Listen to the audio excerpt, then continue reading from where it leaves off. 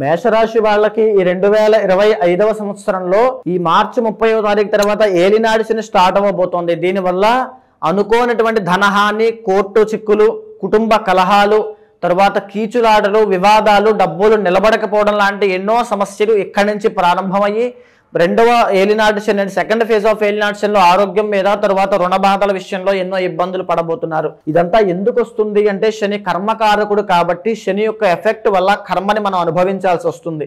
కాబట్టి ఆ కర్మని తొలగించుకునేటువంటి ప్రయత్నమే ఈ ఫిబ్రవరి 26వ తారీఖు వచ్చేటువంటి మహాశివరాత్రి నాడు నేను చేసేటువంటి కర్మ ప్రాయశ్చిత్త రుద్రతంత్రంలో పాల్గొనండి.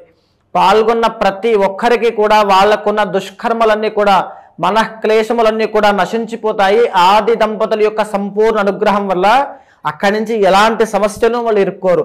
వచ్చిన ప్రతి ఒక్కరికి కూడా లక్ష్మీ మంత్రము, శివ మంత్రము ఉపదేశించడం జరుగుతుంది. స్వామి వారి యొక్క ప్రసాదము, రక్ష ఇవ్వడం జరుగుతుంది.